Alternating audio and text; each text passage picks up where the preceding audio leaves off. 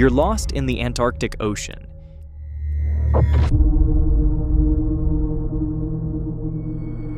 You make the mistake of looking down. You expect tiny fish, maybe clouds of plankton drifting past in the dark water below you. What you actually find is something else entirely. Spiders, crawling across the seafloor, with legs longer than a dog. Jellyfish slowly drifting past, their tentacles longer than a blue whale. And fish that look almost normal. Almost, except they're enormous. Every single one of them is real. And we haven't even gone deep yet. Here's what you'd expect from a place like this. Freezing temperatures, almost no food, barely enough energy to survive. In conditions like these, animals should be getting smaller, conserving energy, shrinking down to stay alive. That's the rule. Everywhere else on Earth, that's exactly what happens, but not here. Here, the complete opposite is true. Everything in the Antarctic Ocean turns into a supersized version of itself. Small things become big. Big things become monstrous. And the vast majority of people on Earth have no idea this is happening, because it only occurs in the coldest oceans on the planet. Scientists call it polar gigantism. But polar gigantism is only part of the story.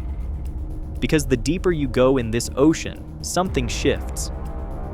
The creatures don't just get bigger, they get stranger. The adaptations stop following rules.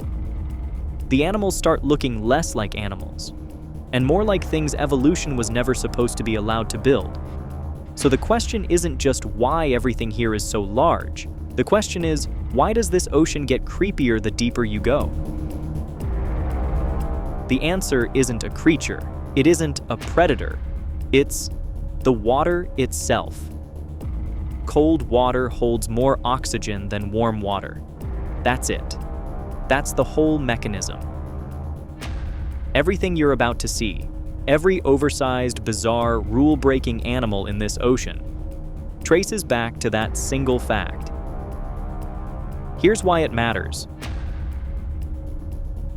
For cold-blooded animals, animals that don't generate their own body heat, oxygen doesn't just fuel movement, it determines how large a body is physically possible. More oxygen in the water means cells can grow larger. More cells means larger organs.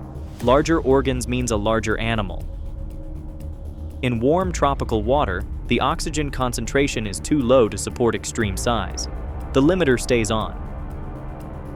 In the Antarctic Ocean, at 0 degrees, that limiter breaks. The colossal squid started as one of these. A glass squid, named for exactly what it looks like, a small, see-through animal, barely worth a second glance. There are hundreds of species of glass squid in warm and temperate oceans. None of them are remarkable. None of them are dangerous. They are, by any measure, ordinary. The Antarctic changed that. Over millions of years, the cold water pushed the glass squid's descendants to grow. More oxygen meant larger bodies were viable. Larger bodies stored heat and energy more efficiently. And in an environment this cold, efficient heat storage isn't a luxury, it's survival. So evolution didn't just allow the size increase, it enforced it. Get bigger or die. The result is the heaviest invertebrate on Earth. Over 1,000 pounds, nearly double the weight of a giant squid.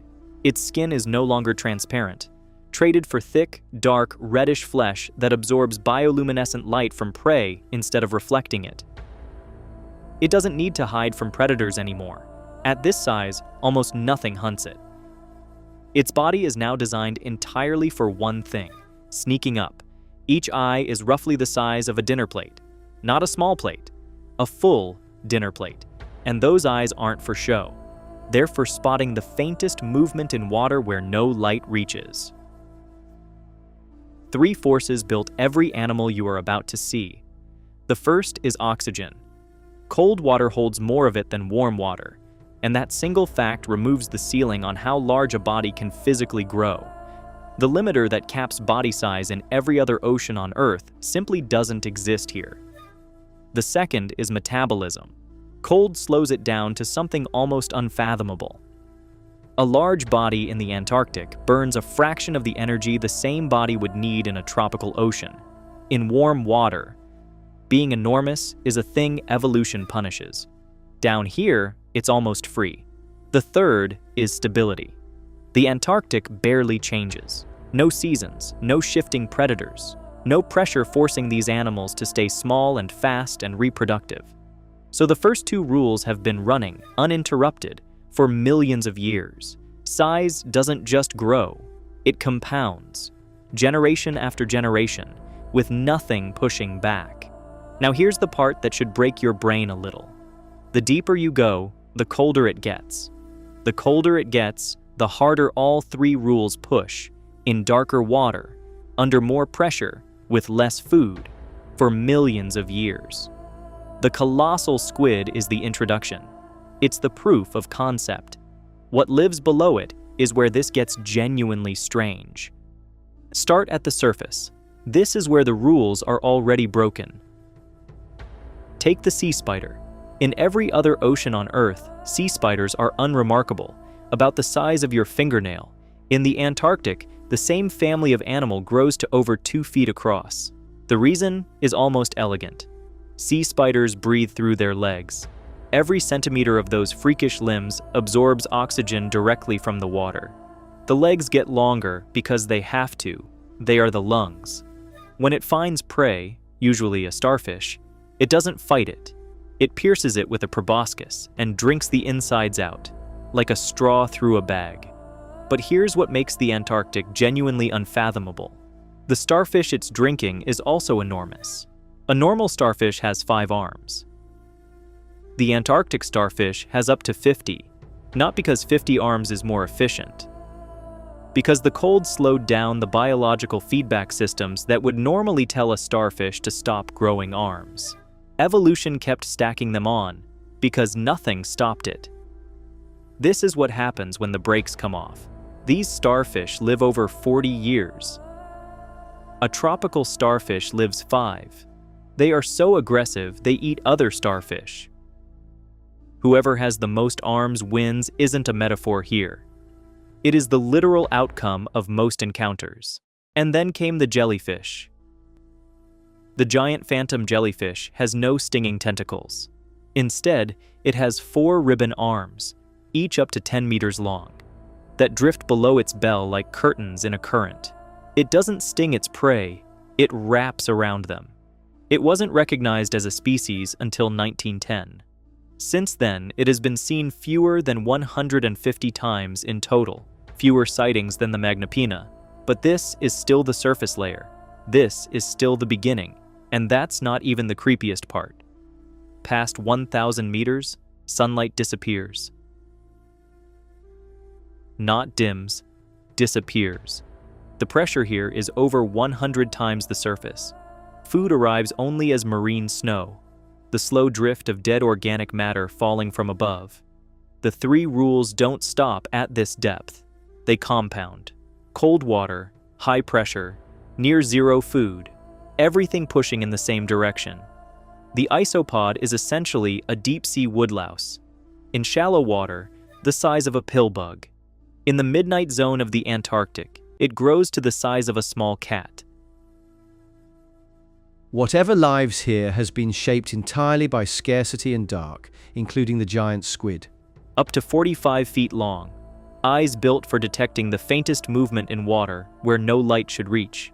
Its body is pure muscle. 2 feeding tentacles tipped with suckers ringed with teeth. A beak that cuts. We know it fights sperm whales. We know this because sperm whales surface with circular scars raked across their skin, and because scientists find giant squid beaks inside whale stomachs, the one part of the squid too solid to digest. The battles happen thousands of meters down, in total darkness, and no human has ever witnessed one. We don't know how many giant squid exist. We don't know how long they live. We don't know where they lay their eggs. The animal was only confirmed to exist at all because predators were eating it. But the giant squid isn't even close to the strangest thing in this ocean. We haven't reached the bottom yet. Below 4,000 meters. The ocean stops being the ocean in any way you'd recognize. Pressure 400 times the surface. Temperature just above freezing, permanently. What reaches here is almost nothing. All life here moves in a kind of eerie slow motion, not as a behavioral choice, but because the physics of this environment demand it. Even the plankton went monstrous. Copepods are normally too small to see without a microscope, less than a millimeter. In the Antarctic, they reach a full centimeter and are 10 times heavier than their tropical relatives. In the context of plankton, that is a behemoth. In the context of everything else you've just seen, it is almost funny. Almost. Because at the bottom of this ocean, there is something that is not funny at all. In 1998, two scientists formally described a new squid family. Not a new species, a new family. An entire branch of the squid family tree that had existed for millions of years without science knowing it was there. They called it Magnapina. Great fin, 20 feet long, tentacles ranging from 8 to 26 feet, hanging straight down at a fixed elbow angle. All 10 of them, arms and feeding tentacles indistinguishable from each other, trailing like the legs of something waiting. Its fins make up 90% of the mantle length. Its skin is colorless and nearly transparent. It doesn't swim so much as drift, holding position in the water column with almost no visible effort. There have been roughly 20 confirmed sightings in recorded history. 20. Nobody has ever caught one alive. Nobody has ever studied a full adult specimen. We don't know what it eats. We don't know how it reproduces. The first specimen collected, in 1883, dredged from 10,000 feet near the Azores, sat unclassified for over a century because nobody knew what kind of animal it was. Its arms have microscopic suckers along their length. Scientists believe it hangs vertically in this position, the position you see now, and uses those arms as a passive net, waiting for small organisms to drift into contact. It doesn't pursue, it doesn't chase. It holds still, in absolute darkness, 6,000 meters down, and collects whatever the ocean brings it. The elbow angle, the thing that makes it look so wrong, so mechanical, is almost certainly practical. By holding the arms at that fixed angle, the Magnapina can hover and manage all 10 appendages simultaneously without tangling them. The strange geometry is engineering. The transparent skin in a zone with no light. If a predator uses bioluminescence to hunt, a transparent body reflects almost nothing. The Magnapina doesn't hide in shadow. There is no shadow at this depth. It hides by being, as much as possible, nothing at all. To them, we are nothing. Too warm, too loud, and far too close to the surface to be worth noticing. The Magnapina was found by accident, at oil rigs, by cameras pointed at pipes. If this is what we found by accident, what has the other 95% been hiding? But it's not just what lives down here that's strange. It's how long it's been living here. Here's what I find genuinely fascinating. The cold doesn't just change what evolves here. It changes how fast evolution happens at all. In the Antarctic Ocean, everything runs in slow motion. Chemical reactions slow, metabolism slows, cell division slows. And because generation times stretch from months into decades, Antarctic starfish that live 40 years instead of 5, sea spiders completing a single life cycle over timescales that would span a human career, evolution slows with them. A process that already takes millions of years gets longer still. These aren't just old animals. They are the same animals, held in place by a world cold enough and stable enough to make change unnecessary. Living fossils, not in the loose sense, in the precise, literal sense. The Antarctic Ocean hasn't just produced the largest cold-blooded animals alive today. It has kept them almost unchanged for longer than the human mind can comfortably hold. That is not a side effect of the cold. That is the cold, doing exactly what it has always done, slowing everything down, including time itself. These animals are not accidents. They are the product of an ecosystem that has run the same engine, unchanged for millions of years. But that engine has one catastrophic weakness, the same thing that built it. Everything in the Antarctic Ocean is engineered for a world that holds still. The oxygen levels, the temperature, the pressure, the stability. The entire system works because nothing changes. The moment it does, even slightly, the rules that produced these giants begin to reverse. Warmer water holds less oxygen. Less oxygen means the size ceiling drops. Metabolism speeds up. Large bodies that were efficient become expensive. The giants that dominated this ocean for millions of years start to become liabilities. This is already happening. Studies have recorded measurable drops in the maximum size of Antarctic sea spiders in areas where water temperature has risen by even a fraction of a degree.